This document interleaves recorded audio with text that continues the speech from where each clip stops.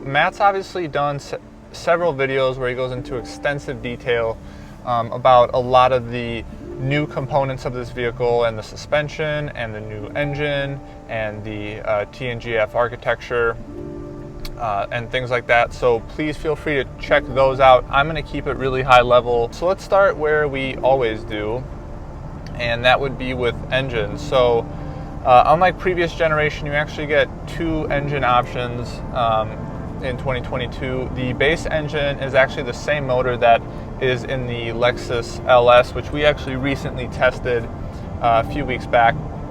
That's a 3.5 liter V6, and it makes 389 horsepower and 479 pound-feet of torque.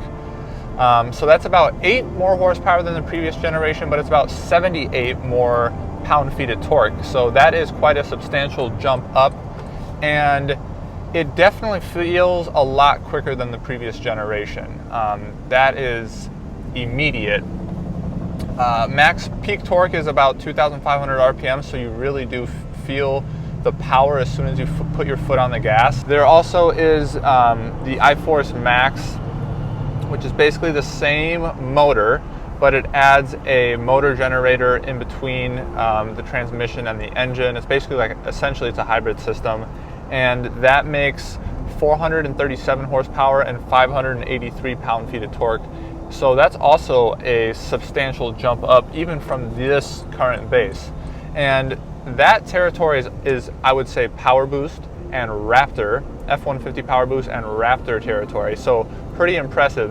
And I've driven both of those powertrains here this week, and to be honest with you, you can definitely tell you're in the Iforce Max at low speeds, and when you're low down in the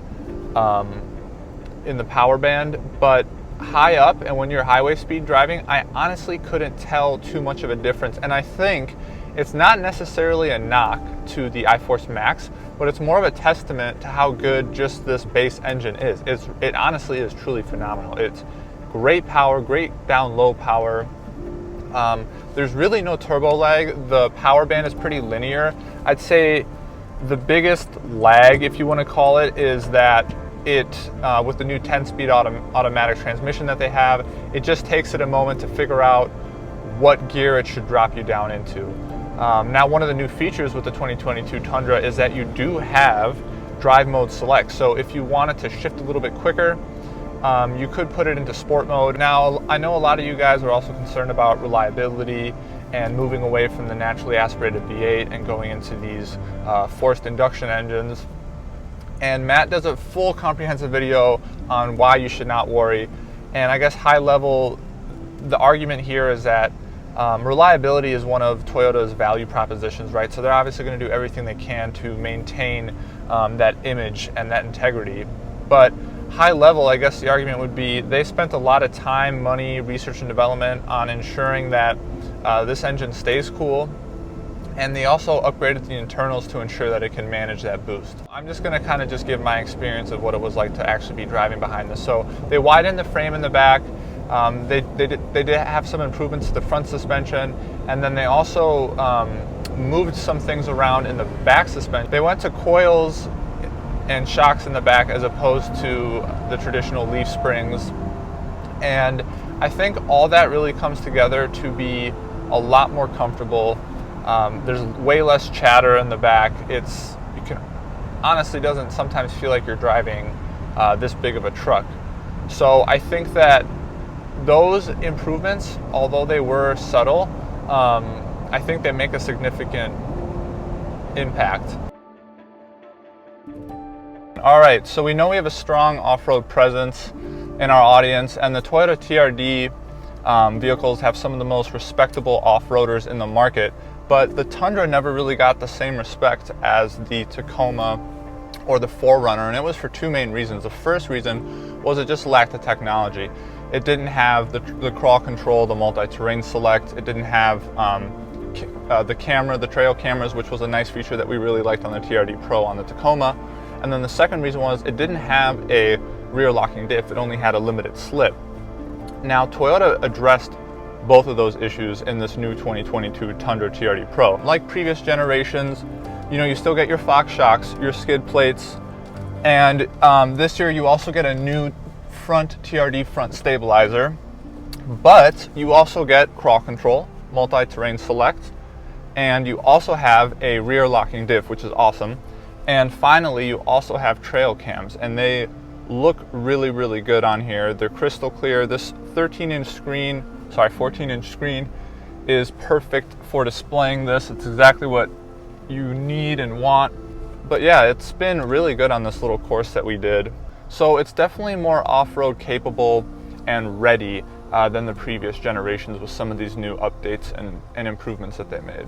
You know, the crawl feature was really cool because it allows you to really focus on the terrain that's coming up. If you want to hit certain rocks, you can kind of plan out your route on these front trail cameras, and then you don't even need to worry about trying to maintain the throttle through a climb. So, you know, this wasn't that technical, but I could see where that could come in handy when you're on a more technical climb and you want to just really focus on your route and you know, the particular rocks that you want to choose to climb up, and you just don't want to worry about throttle input. So great feature, also different levels to it, which was cool if you want to go a little bit quicker, if you need a bit more speed, and then lower speeds, which is what I was in. This trail cam and the display is just awesome. I mean, that is what was missing for sure. Now, some of the improvements that they're really excited to have done in this model year is some of the payload figures and the towing figures that they have. So max towing is 12,000 pounds. The TRD Pro can tow just over 11,000 pounds. And what's new here is you also have these tow haul modes, which is basically just an increase to throttle response. They also have some cool features that help you back up completely straight when you have a trailer. So no input needed from you. It handles all the steering inputs, so that's a pretty cool feature that they have. And then they also have a air leveling suspension in the rear. Payload maxes out at about 1,940 pounds. And to be honest, you know, these numbers are fairly good considering Tundra has never really been class leading. Now, that doesn't necessarily make them class leading now, but I think it definitely makes them more competitive. There's a few different options for bed sizes. You have a 5.5 foot bed, a 6.5 foot bed, and then a 8.1 foot bed. Let's jump to the exterior. Now, looks are obviously subjective, so I'm going to try and focus on like what's new this year. But I mean, essentially the whole truck is redesigned. You have an aluminum hood, aluminum doors. I am a huge fan, if I had to be subjective, a huge fan of the new headlights. I think that they look really good. Specifically on the TRD Pro, you have no recovery hooks. The TRD Pro also has an integrated light bar that you can only turn on when your brights are on. You also have the 3 ambient lights in the TRD Pro, and that's not actually by law. So I think it's tire width, you have to be over 80 inches to, that's when it's required by law for you to have those 3 ambient lights. So basically, I think Toyota just kind of said, you know, a lot of individuals are doing this on their own in any case, so let's just put it on there. I wish it was an option though, me personally. Another point of contention might be the digital camo that you get on the wheel wells. It's really subtle in person. It's not too noticeable, but I personally think it should have also been an option, but that's just my 2 cents on it. I will say though that I think the TRD Pro is just a little bit too in your face for me. I like it a little bit more subtle. If you like it a little bit more subtle, the Limited is basically going to be what you want to go for. You can get that in all black interior. Just want to go over some of the interior stuff again. So it's actually going to be the first Toyota to welcome the new multimedia system that they have. And it's basically like a companion, so you're going to be able to talk to your car and you know, have it go to points of interest and things like that, which is awesome. You have a standard 8-inch touchscreen with an available 14-inch, which I have here, and it looks really great in person. I think it's honestly, once you're used to it, it's a perfect size. I think they did a really good job with it. The navigation that you have on here, I think it is subscription based, and I think you get 12 months free. But I think a majority of individuals are just going to use their Apple CarPlay and Android Auto in any case. There's also a potential for a digital gauge cluster. That's a 12-inch, I think a little bit bigger than 12-inch gauge cluster, and that looks really good. That's on the TRD Pro, and I think you can also get it on some of the higher trim levels like the 1794 and the Platinum.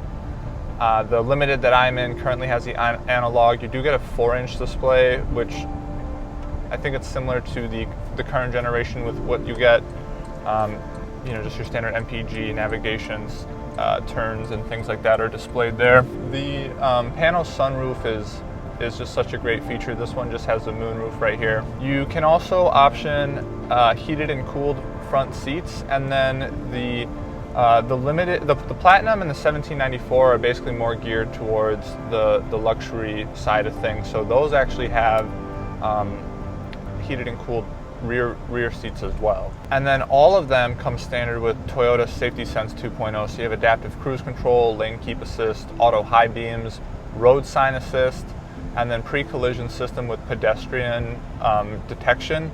And there was some enhancements that made there with low light and cyclists as well. So that's great to see. Also have blind spot monitoring and rear cross traffic alert as well. I wouldn't be surprised if this thing starts higher than $36,000. So current gen starts at about 35-ish.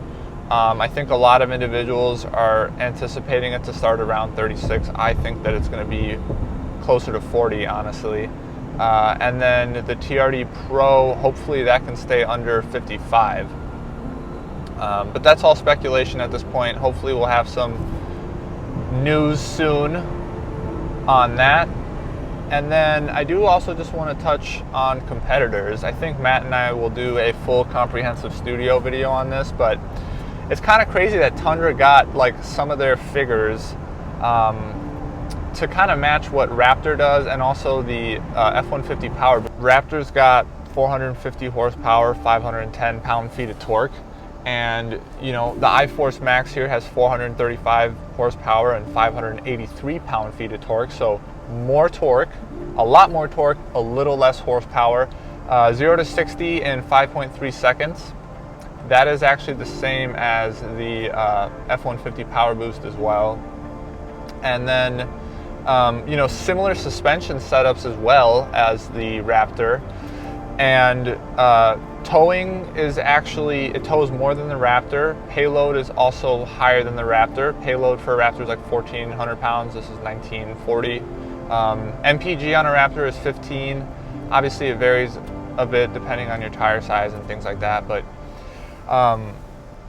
Matt did a video on how this is a Raptor killer, and I kind of have to agree with him. It is definitely a contender, more now than it ever was previously. So it's cool to see Toyota really trying to step up their truck game, man, in the half tons at least.